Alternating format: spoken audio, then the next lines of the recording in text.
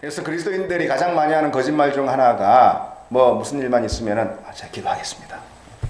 제가 기도하겠습니다. 이렇게 말하는 게 우리 그리스도인들의 가장 흔한 거짓말이다. 그런 말도 있습니다.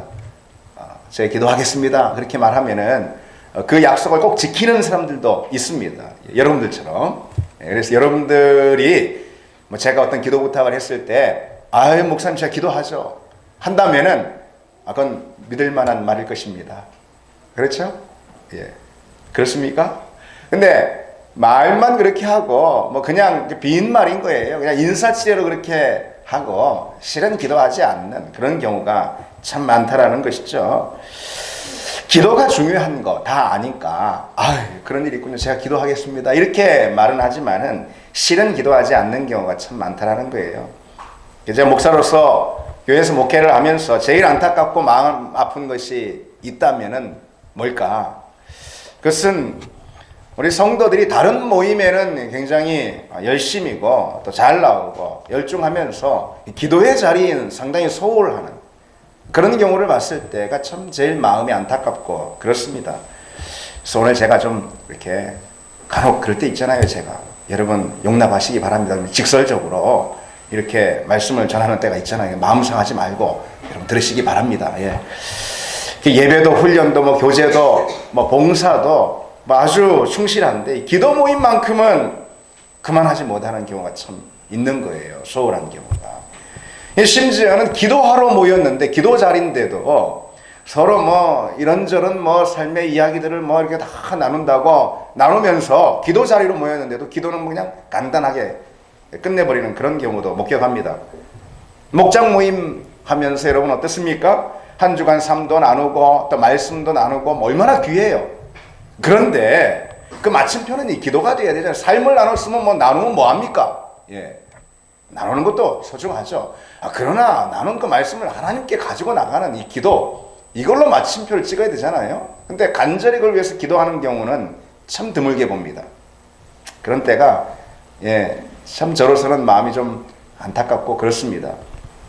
그래서 교회적으로도 또 여러분 개인적으로도 볼 때 그 어떤 것보다 우리가 직면하고 있는 가장 심각한 문제는 바로 기도의 결핍, 기도의 문제다, 기도의 부재다 라고 제가 이렇게 판단을 한다면 여러분 좀 틀린 판단 같습니까? 틀린 것 같습니까? 그래서 오늘은 2017년 마지막 주 마지막 날입니다. 그래서 방금 말씀드린 대로 내년 우리 교회의 가장 중요한 목회 방향, 방금 그런 말씀을 제가 드린 이유가 그렇잖아요. 그래서 내년 한 해 우리 교회 가장 중요한 목회 방향과 목회 내용은 무엇이 되어야 할까? 사실 제가 한참 전부터 기도 가운데 이렇게 고민하고 또 생각했습니다. 그런데 무엇보다도 기도가 되어야 되겠다. 가장 중요한 내년 한 해의 우리 신앙의 내용 또 목회의 방향은 기도가 되어야 되겠다. 뭐 어쩌면은 뭐 당연한 말 같지만요. 당연한 건 또 우리가 또 잘 당연한 것을 못하니까 기도가 되어야 되겠다. 그래서 여러분들도 아마 저와 같은 마음과 각오 아닐까 싶습니다. 그렇죠? 그렇죠, 여러분? 그래서 한 해를 보내며 또 새로운 한 해를 우리가 맞이하게 되는 이 시점에서 기도에 관한 말씀을 우리가 좀 몇 주간 나누려고 합니다. 요한복음 강해를 잠시 중단하고, 그래서 오늘 우리가 읽은 본문은 사무엘의 고별 설교 중에 그 마지막 장면이에요. 사무엘은 이스라엘의 사사로서 그러니까 선지자와 또 그리고 통치자를 겸하는 게 사사입니다. 이스라엘의 사사로서 약 56년간, 아유 길죠? 그 긴 사역을 다 마치고 이 고별 설교를 이스라엘 백성을 다 모아놓고 하고 있습니다. 그리고 그 설교의 끝자락에 이렇게 약속하고 있어요. 뭐라고요? 나는 너희를 위하여 기도하기를 쉬는 죄를 여호와 앞에 결단코 범하지 아니하겠다. 그 긴 사역의 기간을 다 마치고 그 중요한 시점, 고별 설교를 하는 그 시점에 자기 백성 이스라엘을 위해 약속을 하는 단 한 가지, 그것이 무엇이죠? 주저하지 않고 사무엘은 내가 너희들에게 약속할 그 한 가지는 기도다라는 것이죠. 나는 사역은 비록 은퇴했지만 기도는 은퇴가 있어요? 은퇴가 없다 이것입니다. 기도만큼은 중단하지 않겠다. 그것이죠. 그런 약속을 하고 있습니다. 그래서 이 사무엘의 이스라엘 백성들을 향한 선언과 이 다짐, 참 이 장면을 보면서 기도가 너무도 중요하다. 기도보다 중요한 것은 없다. 우리 신앙생활에 또는 뭐 여러 가지 사역에 있어서도 기도만큼 중요한 것은 없다라는 것을 더욱 분명히 발견하게 됩니다. 더욱이 사무엘이 뭐라고 말하고 있죠? 기도를 쉬는 행위를 뭐라고 하고 있죠? 죄라고 하고 있지 않습니까? 기도를 쉬는 행위를 적극적인 죄로 말하고 있습니다. 여러분, 보통 우리가 뭔가를 하지 않는 것은 그걸 적극적인 의미에서 죄라고 그렇게 말하는 경우는 많지 않잖아요. 그렇죠? 죄라는 것은 뭐 적극적으로 뭔가를 이렇게 실행할 때, 나쁜 짓을, 악한 짓을 실행할 때 그걸 죄라고 그러는 거잖아요. 근데 뭔가를 적극적으로 실행하지 않았는데 그게 죄가 되는 거, 기도일 수 있다는 것입니다. 기도를 쉬는 것은 적극적인 죄의 행위와 같다라는 것이죠. 그러니 기도보다 중요한 것이 없다라는 것이죠. 기도보다 중요한 것은 없는 줄 믿습니다, 여러분. 그런데 여러분, 질문 하나 있습니다. 우리 기도하지 않을까요, 우리는? 기도보다 중요한 것이 없는데 우리는 왜 기도하지? 여기서 우리는 이라고 말하면 여러분 좀 마음 상할까요? 왜 많은 그리스도인들은 기도하지 않을까요? 기도가 이렇게 중요한데. 이 시간 그 가운데 몇 가지만 좀 간단히 생각해보고 우리 기도 생활을 우리가 점검하고 또 기도의 자리를 회복하는 그런 결단의 시간 우리가 갖기를 원합니다. 우리가 왜 기도하지 않을까? 기도하지 않는 이유 첫 번째, 기도에 대한 부정적인 생각이나 태도가 우리에게 있기 때문입니다. 그러니까 기도를 기복적이고 이기적인 신앙 행위로 보는 그런 부정적인 태도가 은근히 우리에게 좀 있습니다. 오늘날 많은 그리스도인들에게 의외로 기도에 대한 부정적인 태도들이 이렇게 은연중 심겨졌다라는 것이죠. 그래서 기도라고 하면 가장 먼저 떠오르는 그런 생각들이 기복적인 신앙, 이런 것들이 이렇게 떠오를 수 있습니다. 그래서 축복만 구하는 그런 미숙한 신앙이라는 그런 생각이 이 기도와 연결돼서 떠오르는 것이죠. 또 기도에 대해서 생각할 때 이기적인 신앙이 떠오르기도 합니다. 자기 소원, 심지어는 자기 욕심만을 구하는 그런 이기적인 생각, 이기적인 신앙, 이런 식으로 이 기도가 연관이 이렇게 연상이 되는 것입니다. 심지어 토속신앙처럼 치성의 행위로 간절히 비나이다 하는 그런 치성의 행위로 여겨지면서 아주 그런 저급한 신앙 정도로 이렇게 취급되는, 기도가 간혹 우리에게 그렇게 부정적인 이미지로 다가올 때가 있다라는 것이죠. 그래서 기도하면 그렇게 기복적인 생각들을 떠올리면서 마태복음의 이 말씀을 상기합니다. 어떤 말씀일까요? 주님께서 직접 하신 말씀인데, 염려하여 이르기를 무엇을 먹을까, 무엇을 마실까, 무엇을 입을까 하지 말라. 이는 다 이방인이 구하는 것이라. 너희 하늘 아버지께서 이 모든 것이 너에게 있어야 할 줄 아시느니라. 그런즉 너희는 먼저 그의 나라와 그의 의를 구하라. 그리하면 이 모든 것을 너희에게 더하시리라. 이 말씀을 떠올리는 경우가 있습니다. 네, 여러분, 그건 오해입니다. 이 말씀이 먹는 것과 또 마시는 것과 입는 것, 다시 말해 우리 필요죠. 그것을 구하는 것은 이방인이나 구하는 그런 기복적인 신앙의 태도니까 그런 건 너희들은 구하지 말라. 그런 말씀일까요? 전혀 아닙니다. 전혀 아닙니다. 이 말씀의 초점은요, 염려하지 말라라는 그것에 있습니다. 그래서 필요를 구하지 말라라는 그런 말씀의 뜻이 아니라는 거예요. 그래서 이 말씀에 이어지는 그런 대목에서 주님께서 이 말씀을 무엇으로 결론 맺고 있냐면요, 그러므로 내일 일을 위하여 염려하지 말라. 이것이 말씀의 마태복음 6장 이 말씀의 결론입니다. 그리고 또 한 가지 우리가 생각할 거, 이 말씀에서 하나님의 나라와 하나님의 의라는 거 있잖아요. 그것은 본문 말씀에도, 주님 말씀에도 분명히 돼 있듯이 우리가 먼저 구해야 할 그런 기도의 제목이라는 거지, 우리가 유일하게 구해야 할 기도의 제목이라는 것은 아니죠. 그렇죠? 먼저 구해라 그랬어요. 그러나 그것만 유일하게 구할 것은 아니라는 그런 뜻인 것입니다. 그래서 우리가 원하는 것, 우리의 소원, 우리에게 필요한 것, 우리가 구할 것을 기도의 자리로 가져가는 것은 마땅한 것이고 무엇보다 하나님께서 원하시는 것입니다. 그래서 빌립보서 4장 6절에 물론 이 말씀 한 대목만 있는 건 아니지만은 한 말씀만 말씀드리면은 빌립보서 4장 6절에 아무것도 염려하지 말고 다만 모든 일에 기도와 간구로 너희 구할 것을 감사함으로 하나님께 아뢰라 그랬어요. 너희 구할 것을 하나님께 아뢰라 그랬어요. 그러니까 내가 바라는 것을 기도해라 그래 말씀하시지 않고 하나님께서 너희가 구할 것을 나한테 아뢰라 그래 말씀하셨다는 것이죠. 그래서 물론 뜻이 하늘에서 이루어진 것 같이 땅에서도 이루어지다라고 기도하라고, 하나님의 뜻을 위해 기도하라고 말씀해 주셨어요.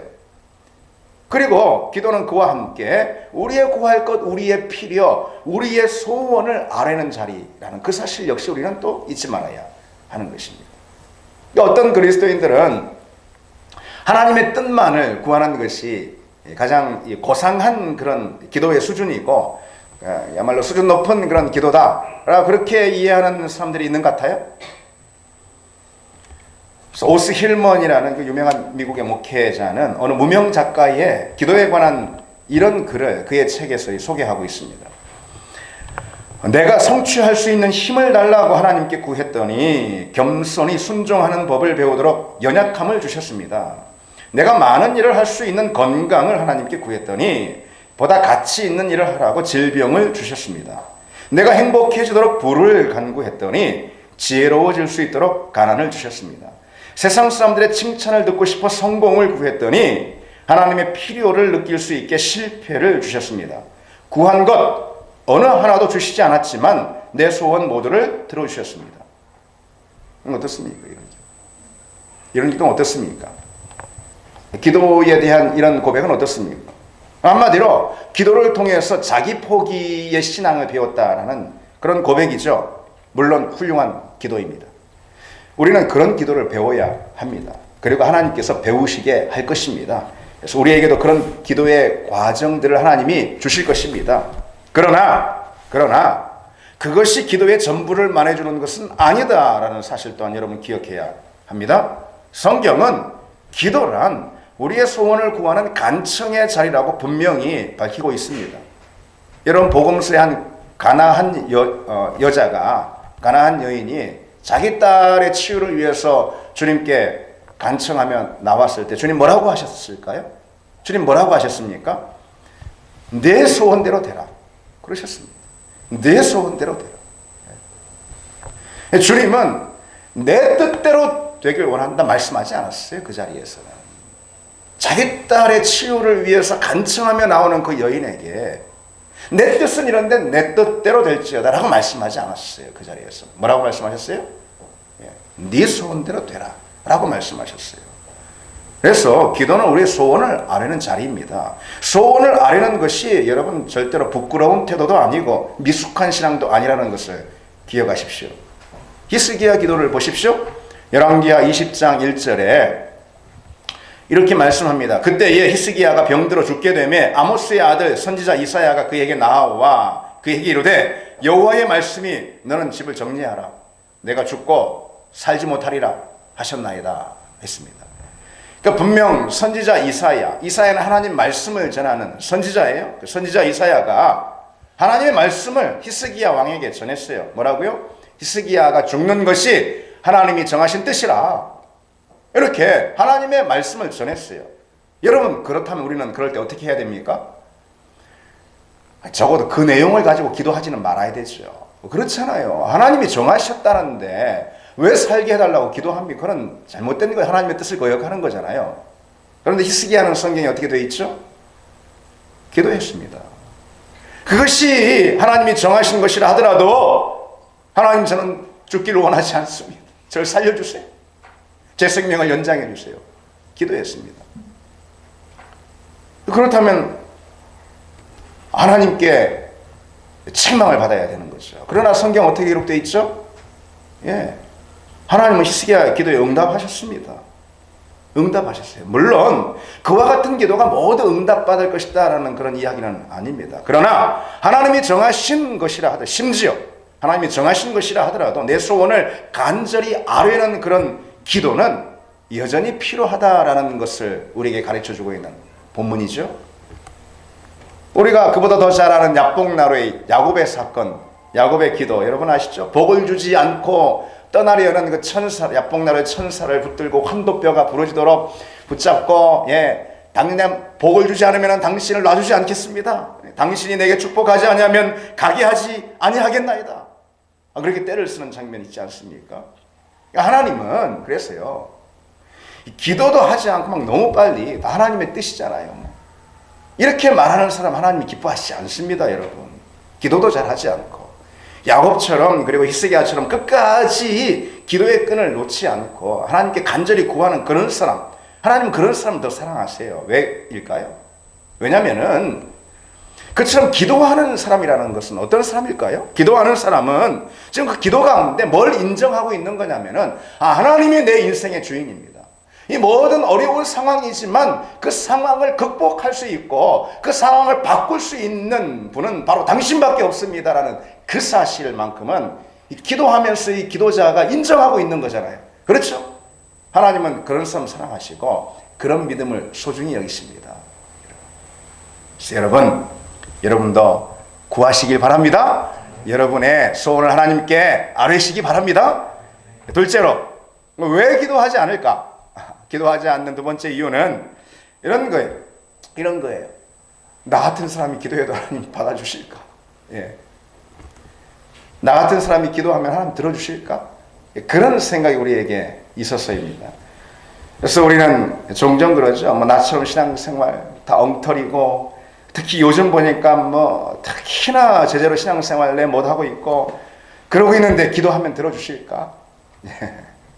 여러분 그런 생각 간혹 같지 않습니까? 그럼 이제 나는 자격이 없잖아. 이렇게 생각하는 그 생각이 우리가 기도의 자리를 펴는 것을 어렵게 만듭니다. 그리고 쉽게 기도를 포기하게 만들고, 그리고 또 기도의 응답을 기대하지 않게 하는 거예요. 요즘 나는 주님 보시기에 막 형편없이 살았는데, 신앙생활 너무 게을렀는데, 떳떳하지 못한 것이 너무 많은데, 심지어 죄진 것도 너무 많은데, 나 같은 것이 기도하면 들어줄까? 염치도 없어, 나는. 그런 생각하는 것이죠. 그래서 기도하는 그 자체를 굉장히 하나님의 뻔뻔스러운 그런 행위로 생각을 하는 것입니다. 그래서 어쩌다 이렇게 기도의 자리에 나와서 기도하기라도 하면은 별 다른 기도는 하지 못하고 신앙생활이나 좀 더 잘할 수 있게 해주세요. 하나님 마음에 좀 들 수 있는 사람이 좀 되게 해주세요. 그것도 귀한 기도지만은 그 외에는 다른 기도를 덧붙이지 못하는 것입니다. 죄송해서. 내가 하나님 마음에 좀 안 드는 그런 못된 자식이다라는 그런 생각이 깊이 깔려 있는 것이, 영적인 그런 실패주의가 깊이 있는 것입니다. 사실 그것은 사단이 주는 잘못된 마음이죠. 그래서 내 소원과 바람을 하나님께 아뢰는다는 것은 너무 염치 없는 짓이다라는 생각을 하는 것입니다.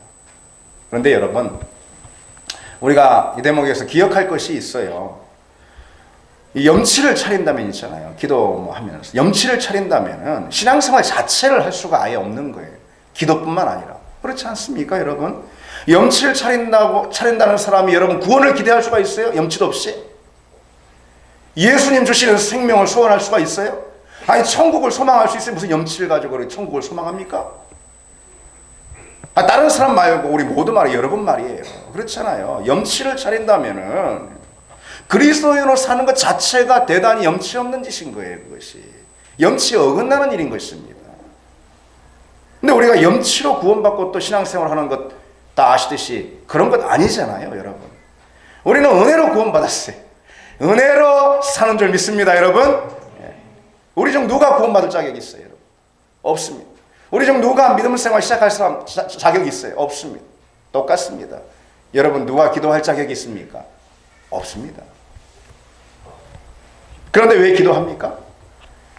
우리의 구원이 그 누가 원해서라기보다도, 또 그 누가 주장해서라기보다도, 그 누가 택해서라기보다도, 내가 택해서라기보다도 주님께서 나를 택하셔서 나를 구원의 자리로 초청해 주신 거잖아요. 그렇지? 그게 구원이잖아요. 우리 믿음이라는 것이 주님의 초대에 응한 결과, 이것이 믿음인 거잖아요. 역시 기도도 똑같습니다. 기도도 내가 하기 원해서 내가 선택한 자리라기보다도 그보다 먼저, 그 이전에 기도는 주님이 초대하신 자리인 거예요. 그 초대에 응하는 것이 기도의 행위인 것입니다. 주님이 성경 곳곳에 있지만 내가 너희에게 이르노니 구하라 그러셨잖아요. 예.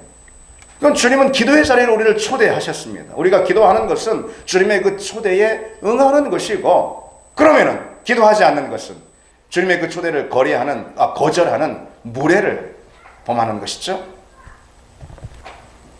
그래서 기도하지 않는 것이 오히려 더 염치 없는 짓인 거예요, 여러분.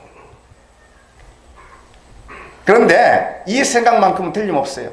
우리가 참 염치 없고 자격 없다, 기도할 자격이 없다라는 그 생각만큼은 틀림없이 맞습니다. 그래서 여러분, 하나님이 어떻게 기도하라고 우리에게 가르치셨습니까? 기도는 주님의 공로 의지에서 하는 것입니다. 믿음도 그렇듯이. 그러니까 항상 기도의 마침을 여러분 어떻게 하죠? 여러분 어떻게 기도를 마치십니까? 예수님 이름으로 기도합니다. 그것은 기도 끝에 붙어서 무슨 주문처럼 붙이는 것이 아니죠. 그건 이런 뜻인 것입니다. 예수님 이름으로 기도합니다. 이런 뜻인 거예요.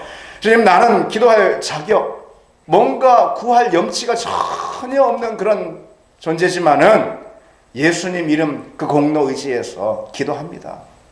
바로 그것입니다. 그러니까 하나님은 나의 자격을 보시고 또 내 기도를 들으시는 것이 아니라 예수 그리스도 보혈을 보시고 내 기도를 들으시는 줄 믿습니다. 자격 없지만, 염치 없지만, 뻔뻔하지만, 부끄럽지만 소리는 당당하게 구하는 것입니다. 십자가 뒤에 내 자신을 감추고 하나님 앞에 떳떳하게 구하는 것이죠. 그래서 예수 그리스도 이름으로 기도합니다 라고 그렇게 기도하면서 그런 당당함을 잃는다면은 그거야말로 예수 그리스도 십자가를 부끄러워하는 일이고 그리스도의 중보의 능력을 의심하는 태도라는 것이죠. 여러분 기도하실 때 당당히 십자가 붙들고 떳떳이 기도의 자리로 나가시길 바랍니다. 셋째로, 왜 기도하지 않을까? 우리가 기도하지 않는 그런 이유 하나로 이런 거죠. 기도한다고 될까? 그런 것이죠. 아닌 것처럼 여러분들 그런 표정이신데 다 그렇잖아요. 기도하지 않는 일, 기도한다고 그게 되나? 기도 응답에 관한 그런 의심 때문인 거죠. 사실요, 여러분들 모두가 기도 응답에 대한 아주 분명하고 확고한 그런 믿음이 다 있다면은 분명히 하나님은 틀림없이 응답하신다. 기도만 하면 그냥 응답하신다. 라는 그런 확신들이 여러분들에게 다 있다면은 제가 이 시간 이 자리에 기도합시다 설교할 필요도 사실 없는 것입니다. 그렇죠? 기도회 자리를 특별히 만들 필요도 없어요. 항상 어떤 자리보다 이 기도 모임에 다들 그냥 우선적으로 다 모일 것입니다. 저 번호표 뽑고 모여야 될 것이에요. 새벽 기도 왜 안 오니? 새벽 기도 좀 오시라. 말 필요 없을 거예요. 말려도 나올 것입니다. 대부분 이런 생각을 갖는 거예요. 기도합시다. 우리 열심히 기도합시다. 라고 이렇게 자꾸 책을 하는 그런 이유는 우리 모두가 이런 생각들을 갖고 있기 때문에 그런 거예요. 될 일은 어차피 기도 안 해도 되고 안 될 일은 기도해도 잘 안 되잖아. 그런 생각이 다 있는 것이죠. 아닙니까 여러분? 아닌가요? 아닌데도 왜 기도 안 하십니까? 될 일은 어차피 기도 안 해도 되고 안 될 일은 기도해도 안 되는 거다. 근데 여러분 정말로 그렇게 생각한다면은 세상 사람들하고 하나 다를 바가 없는 거 아니겠습니까? 뭐로 신앙생활 하겠습니까? 우리가 정말로 그런 생각을 갖는다면. 물론 성경은 있잖아요. 기도하면 모든 게 다 잘 될 거야. 그런 순진한 낙관론을 지지해 주진 않습니다. 시편의 기도를 보세요, 여러분. 성경 인물들의 기도를 보세요. 그들은 인생의 문제와 어려움, 고난 앞에서 기도를 시작합니다. 우리가 그렇듯이. 그런데 기도를 시작한 그들은 이내 또 다른 어려움과 고난에 직면하게 되는데 바로 기도의 고난입니다. 기도의. 이게 무슨 말일까요? 많은 시편들을 보세요. 문제와 어려움, 고난과 고통 속에 하나님께 나아갑니다. 그리고 간절히 하나님께 부르짖습니다. 그러나 응답하시지 않는 그 하나님으로 인해서 마음이 더 아픈 거예요. 시리에 빠지는 그런 장면들 시편에 얼마나 많이 나옵니다. 얼마나 많이 나옵니까? 그래서 여호와여 어느 때까지니까 나를 영원히 잊으셨나이까? 그런 시편 기도자의 절규가 곳곳에 나옵니다. 따라서 기도를 무슨 도깨비 방망이처럼 생각하는 것은 완전히 초신자의 생각입니다. 우리는 우리가 만난 삶의 어려움보다 그것을 놓고 기도할 때 전혀 응답하시지 않고 반응하시지 않는 하나님이 야속해서 더 고통스러울 때가 때로 있다는 것입니다. 우리는 때로 그와 같은 기도의 어려운 밤, 말하자면 기도의 어려운 밤을 통과해야 될 때가 있습니다. 우리 신앙생활의 자리에는 그와 같은 기도의 학교가 과정 가운데 놓여 있습니다. 그러나 기도에는 꼭 그런 측면만 있는 것은 아니다라는 것이죠. 성경은 어떤 것을 봐든 어떤 주제를 보든 균형 있게 보아야 합니다. 그래서 그런 측면만 기도 가운데 있지 않습니다. 성경에는 기도 응답에 대한 약속들로 가득하지 않습니까, 여러분? 어떤 조건 없이 응답을 약속하시는 장면들이 가득합니다.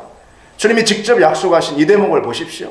구하라, 그리하면 너희에게 주실 것이요. 찾으라, 그리하면 뭐라고요? 찾을 것이요. 문을 두드리라, 그리하면 너희에게 열릴 것이라. 무슨 조건이 있습니까? 기도하는 것 말고, 구하는 것 말고, 찾는 것 말고 무슨 조건이 있어요? 없잖아요. 그런데 눈여겨봐야 할 말씀은 바로 그 다음에 나옵니다. 이렇게 주님께서 덧붙이시는 거예요. 구하라, 찾으라, 그리고 또 문을 두드리라, 이 말씀하신 다음에 너희 중에 누가 아들이 떡을 달라 하는데 돌을 주며 생선을 달라 하는데 뱀을 줄 사람이 있겠느냐? 너희가 악한 자라도 좋은 것으로 자식에게 줄 알거든 하물며 하늘에 계신 너희 아버지께서 구하는 자에게 좋은 것으로 주시지 않겠느냐. 근데 이 말씀은요, 참 우리를 뼈아프게 하는 그런 말씀이에요. 책망하는 말씀이에요, 사실은요. 이 말씀이. 주님은 기도의 응답을 지금 약속하시면서 하나님을 누구와 비교하고 있으십니까? 하나님을 악한 자와 비교하고 있으신 거예요. 우리가 얼마나 기도 응답을 믿지 못하면은 저 악한 자라도 제 자식한테는 좋은 것으로 줄 텐데 하물며 하늘에 계신 너희 아버지일까 보냐, 그러시고 있는 거잖아요. 이게 우리가 기도 응답을 얼마나 믿지 못하면은 그렇게까지 말씀하시겠냐라는 것이죠. 그래서 이 말씀은 사실상 우리를 책망하고 있는 말씀인 거예요. 주님께서 하나님을 악한 자와 비교하시면서까지 구하면 주실 것이다 라고 말씀하시는 이 대목을 우리는 부끄러움으로 받아들일 줄 알아야 하는 것입니다. 여러분, 하나님은 우리 기도에 응답하시는 분임을 믿습니다. 우리 기도를 들으시는 분을 들으시는 줄 믿습니다. 그렇다면은 우리에게 마땅히 있어야 할 것들, 우리 기도를 응답하시는 분이고 또 우리가 그 약속을 믿고 있다면은, 그런데 우리에게 마땅히 있어야 할 것들이 왜 없을까요? 우리 기도를 응답하시는 분인데 우리가 그것을 믿고 있다면 우리에게 있어야 할 것들이 왜 없을까요? 하나님 약속하신 것들이 왜 없을까요? 그냥 단순하게 여러분, 기도하지 않으니까 없는 거죠. 그렇죠. 우리가 왜 빈곤할까요? 우리가 왜 영적으로 빈곤하고 마음이 약해지고 정서적 결핍이 있고 또 삶이 궁핍할까요? 답은 간단하고 아주 분명합니다. 우리가 응답을 믿고 기도하지 않기 때문에 없는 것입니다. 그렇죠. 야고보서 4장 2절에 이렇게 뚜렷이 말씀하잖아요. 너희가 얻지 못함은 구하지 아니하기 때문이라. 성경이 분명히 우리에게 지적하고 있습니다. 우리가 왜 얻지 못하는가? 하나님이 약속하신 것들이고 우리가 원하는 것들인데, 우리에게 또 필요한 것들인데 왜 우리가 그것들을 얻지 못하고 있는, 그게 영적인 것이든 물질적인 것이든 왜 얻지 못하고 있는 것이냐? 명확하지 않습니까? 얻지 못하면 구하지 않기 때문이라 말씀했습니다. 여러분, 우리가 무슨 인간적인 생각으로 기도를 판단하고 여러분 생각하지 말아야 합니다. 말씀 그대로 우리가 생각을 해야 되겠죠. 그래서 영어 성경은 이렇게 기록하고 있어요. You do not have because you do not ask. 선명하잖아요. 왜 얻지 못합니까? 왜 누리지 못합니까? 구하지 않기 때문이라는 거예요. have not의 원인은 ask not이라는 거예요. have not의 원인은 ask not이라는 거예요. 기도하지 않았기 때문이라는 것이죠. 우리에게 필요한 것들이 많습니다. 또 그 필요한 것들은 주님께서 약속하신 것들일 수가 있습니다. 그런데 영적인 필요이든 물질적인 필요이든 필요한 것들, 마땅히 있어야 할 것이고 약속하신 것들이 지금 내게 없다. 왜 그렇습니까? 나는 그것에 굉장히 결핍을 느낀다. 왜 그렇습니까? 다른 데서 이유를 찾지 마세요, 여러분. 기도하지 않아서 그런 것입니다. 성경에 있는 그대로. 복음서에 나타난 그 놀라운 하나님 나라의 기적과 역사들이 있잖아요. 그것이 왜 오늘 우리에게는 없습니까? 사도행전이 기록하고 있는 그 엄청난 구원의 역사와 그 능력들 있잖아요. 그 왜 오늘 우리에게는 없습니까? 뭐 성경을 파고 연구하지 마십시오. 기도가 없어서 그렇습니다. 그들처럼 구하지 않아서 그렇습니다. 여러분 다시 묻습니다. 왜 없습니까? 왜 빈곤합니까? 기도가 없어서 그렇다라는 것이죠. 물론 우리의 모든 고난과 또 무능과 무력함의 모든 그 원인을 기도의 부재로만 돌려서는 안 됩니다. 하나님의 특별하신 목적과 뜻 가운데 우리에게 때로 허용이 되는 그런 결핍과 가난 그리고 고난과 장애들이 분명히 있는 건 사실입니다. 우리는 그 점들을 분별해야 할 것입니다. 그러나 기도하면 필요를 채우시고 문제를 넘어서게 하시고 우리가 생각하는 것 그 이상의 놀라운 은혜와 선물들로 부어주실 것이다 라는 그 믿음, 기도 응답에 대한 그 믿음, 그것을 우리는 어느 자리에서나 결코 포기해서는 안 된다는 것이죠. 이런 거예요, 여러분. 어떻게 그것을 분별할 수 있을까? 하나님의 뜻 안에 우리에게 허용하시는 여러 결핍, 여러 장애. 그런데 기도 응답을 우리는 분명히 믿고 하나님께 그 믿음 안에서 기도해야 되고 기도하면은 응답이 된 줄 믿으라 또 말씀하셨잖아요. 이미 응답하신 줄 믿으라 하셨잖아요. 그럼 이 점을 어떻게 우리는 생각해야 할 것일까요? 그러니까 이런 것입니다. 우리 기도를 어떻게 사용하시고 또 우리 기도를 어떤 방식으로 응답해 주실 것인가 하는 것은 누구에게 속한 겁니까?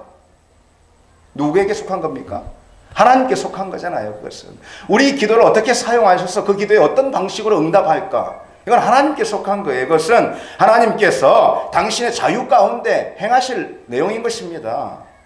다만 우리는 기도하면 주실 것이다. 그 응답의 약속을 믿고 주님 앞에 간절히 기도해야 하는 것이죠. 그것은 우리에게 속한 거예요. 우리에게 속한 거예요. 그래서 하나님께 속한 것을 우리가 미리 판단하고 재단하고 미리 계산하고 우리가 그럴 필요도 그럴 능력도 우리에게는 없습니다. 다만 우리에게 속한 것만 우리는 행하면 되는 거예요. 우리에게 뭐가 속했습니까? 응답이 뭐 어떻게 이루어지고 저렇게 이루어지고 그게 아니죠. 우리에게 뭐가 속했습니까? 응답을 믿고 기도해라. 그 도전만, 그 약속만 우리에게 속해 있는 것입니다. 여러분 기억하시기 바랍니다. 모든 면에서 빈곤하고 연약하게 우리가 살지 말아야 한다는 것이죠. 기도로 부요를 구하고 소원해야 한다는 것입니다. 그것에 관한 하나님의 약속은 실로 엄청납니다.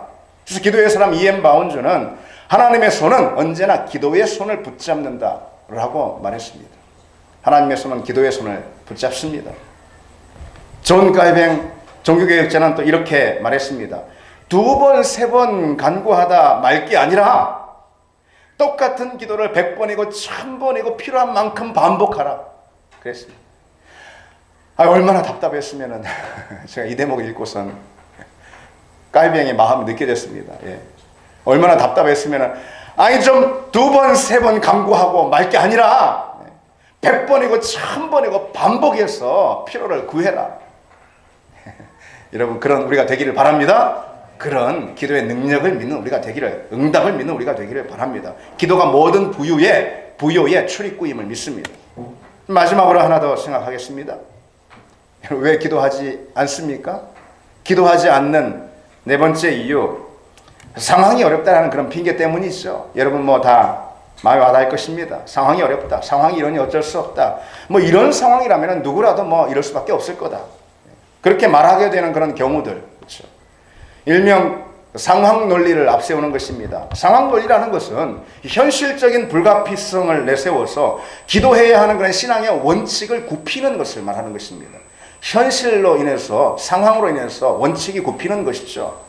그런 상황 논리는 우리 신앙생활 가운데 전반적으로 기도뿐만 아니라 많이 그런 상황 논리가 발견됩니다. 상황이 좀 그래요. 형편이 좀 어려워요. 요즘 많이 바빠요. 몸이 안 좋아요. 여건이 안 돼요. 많죠. 그런데 그저 자신을 속이고 하나님을 변명하려 할 때 그런 상황 논리들이 힘을 발휘하게 된다는 것이죠. 사실 생각해 보면은 상황은 항상 우리 편인 경우가 많아요. 그렇죠? 상황이 우리 편 아닌 때가 있습니까? 언제나 우리에게는 그럴 만한 상황들이 다 있잖아요. 그렇죠? 그러나 모든 믿음의 역사를 보십시오. 성경에 기록된 기독교 역사 가운데 보여지는 하나님 나라의 그런 놀라운 능력들을 보십시오. 그것이 일어날 때 그때는 상황 논리를 정면으로 부정할 때 그런 역사들이 다 일어났습니다. 여러분 본토 친척 아비집을 떠나라 명령을 받던 아브라함을 보십시오. 상황이 그럴 만한 상황 아니었잖아요. 떠날 만한 상황 아니었잖아요. 홍해 앞에 선 모세 보십시오. 기도하라. 홍해를 가르라. 하나님 말씀해 주셨잖아요. 그럴 만한 상황이 아니잖아요. 그 상황이 여러분 떠올려 보십시오. 극심한 박해 가운데서 복음을 전했던 제자들 생각해 보십시오. 상황이 지금 그럴 만한 상황 아니잖아요. 그래서 성경에 나타난 이들 모두를 보면은 상황이 어쩔 수 없었다라고 말할 수 있는 그런 상황이었어요, 다들. 그러나 그들은 그런 변명을 정면으로 거부했습니다. 그랬을 때 믿음의 역사들, 우리가 알고 있는 성경의 역사들이 일어났던 것이죠. 기도 역시 마찬가지라는 것입니다. 상황이 어쩔 수 없음 같은 그런 것은 없다라는 것이죠. 우선순위일 뿐인 것입니다. 우리가 일의 우선순위 그리고 삶의 우선순위를 다 정합니다. 여러분들이 다 정하고 살지 않았습니까? 그런데 기도는 뒤로 밀어놨을 뿐인 것이죠. 솔직해져야 하는 것이죠. 상황을 말하는 것은 핑계와 변명입니다. 가장 흔한 핑계, 가장 흔한 변명, 피곤해서요. 그럽니다. 너무 피곤해서 몸이 말은 안 들어가지고요. 몸이 말을 안 듣는데 다른 것을 이렇게 또 잘하나 모르겠습니다. 그러나 주님 보십시오. 주님은 오히려 피곤하도록 기도하셨어요. 피곤해서 너무 피곤해서 기도 못한 게 아니고 그냥 기도하다가 피곤해지도록 기도하셨어요. 겟세마네 기도를 보십시오. 그렇죠? 땀방울이 핏방울이 되도록 피곤해지도록 기도하시잖아요. 기도는 그런 것입니다. 우리가 피곤해서 기도 못하는 그런 것이 아니고 뭐 하다가 도대체 기도도 못할 정도로 피곤해졌습니까, 여러분? 기도는 그런 것이 아닙니다. 피곤해서 못하는 것이 아니고 피곤해지도록 오히려 기도해야 되는 것이 기도인 줄 믿습니다. 주님도 우리처럼 연약하셨어요. 사마리아 지나실 때 제자들은 다들 막 건강해가지고 동네로 들어가가지고 막 점심을 구하러 막 했는데 주님 너무 연약해가지고 그 피곤을 견디지 못해가지고 좀 우물가에 그냥 털썩 주저앉으시지 않았습니까? 그러나 기도에 있어서는 양보와 타협이 전혀 없었습니다. 그래서 우리는 피곤해서 기도하지 못하는 것이 아니라 오히려 피곤해지도록 기도해야 하는 줄 믿습니다. 그러면은 인생의 모든 피로를 다 날려버릴 수 있을 줄 믿습니다, 여러분. 기도하지 못한다는 가장 흔한 핑계, 피곤해서 또 바빴어. 그렇죠? 바빴어. 너무 바빠서 기도할 시간 또 여유가 없다라고 그럽니다. 그러나 예수님 보십시오. 역시 주님은 기도하지 못하시면 조급해 했습니다. 많은 인파 또 여러 사역들 그로 인해서 식사할 겨를도 없었지만은 정신없이 바쁜 생활들이 이어졌지만은 항상 한적한 곳을 찾으셔서 기도했다라는 것이죠. 그래서 그 모든 사역을 다 마치시고 우리가 복음서를 통해서 또 보지 않았습니까? 주님은 밤이 새도록 기도하고 그리고 새벽녘에 제자들 먼저 보내셨는데 새벽녘에 그 갈릴리 바다를 걸어서 또 오시지 않았습니까? 기도하다 그렇게 하신 것이죠, 주님은. 역시 우선순위의 문제인 것입니다. 그래서 여러분, 저는 기도에 있어서 이제 이런 다짐을 제가 좀 했습니다. 기도에 있어서만큼은 정말 단호하게 여러분들에게 요구하는 목사가 돼야 되겠다. 그동안 제가 마음이 여려서 제가 이렇게 그렇죠. 여러분 보는 대로 여리게 생겼잖아요. 그래서 제가 여려서 못했는데 단호하게 요구해야 되겠다. 그래서 여러분들 앞으로 그런 저 때문에 마음이 좀 상하는 일이 있어도 제가 미리 용서를 구합니다. 용서를 해주시기 바랍니다. 미리 하여튼 용서를 제가 구했으니까 하여튼 단호하게 여러분들에게 요구하겠습니다. 새벽기도 나오면 잠은 언제 잡니까? 늦게 끝나는데. 뭐 꼭 잠 자야 됩니까, 여러분? 꼭? 뭐 잠 꼭 자야 되는 거 잠은 뭐 안 자면 안 됩니까? 안 자고도 뭐 다 하던데. 잠이 그렇게 중요합니까? 새벽기도 나오시기 바랍니다, 여러분. 퇴근 시간 때문에 금요일기도 뭐 나오기 힘들게 애들이 뭐 있어서 나오기 다 합니다. 할 수 있습니다. 애들 와서 여기서 뭐 재우고 그냥 하면 됩니다. 퇴근 시간 늦으면 늦은 대로 와가지고 혼자 기도하면 되는 거죠. 그러지 않습니까? 못할 이유 하나도 없어요. 나와야 되는 것입니다. 기도해야 되는 것입니다. 그냥 대놓고 뻔뻔하게 여러분들에게 요구하려고 합니다. 여러분 미리 용서를 구하니까 우선순위를 이젠 정하시는 여러분 되길 바랍니다. 누구 다른 사람을 위해서가 아니고 여러분들 우리 모두를 위해서가 아니겠습니까? 기도를 우선으로 삼는 여러분 되길 바랍니다. 이제 말씀 맺겠습니다. 오늘 우리는 기도하지 않는 이유에 대해서 몇 가지 생각해 보면서 우리 기도 생활을 점검해 봤습니다. 기도에 대한 부정적인 태도들이 은연중 심어져 가지고 또 그리고 기도할 자격이 없다라는 그러한 생각 때문에 기도한다고 될까라는 그런 의심, 그리고 상황이 어렵다라는 그런 변명과 핑계 때문에 우리가 종종 기도하지 못했습니다. 그러나 이제 이 한 해의 마지막 끝자락 그리고 또 새해를 맞는 이 시점에 우리는 정직해지고 그리고 또 주님의 은혜를 사모하는 그런 마음을 가지고 기도에 대해서 다시 생각하길 원합니다. 기도는 여러분 기억해야 될 것이 있습니다. 우리 인생의 씨앗입니다. 같이 한번 해볼까요? 기도는 인생의 씨앗이다. 그 씨앗 안에 모든 열매, 나무가 다 들어있는 거잖아요. 씨앗 안에. 우리 기도 안에 우리 인생이 다 담겨 있는 것입니다. 그래서 기도하는 거 보면은 그 인생이 어떻게 펼쳐질지 이미 다 거기서 결정이 난다라는 것이죠. 그러니 여러분 기도하는 우리가 되기를 바랍니다. 기도를 쉬는 죄를 범치 않는 우리가 되기를 바랍니다. 함께 찬양합시다.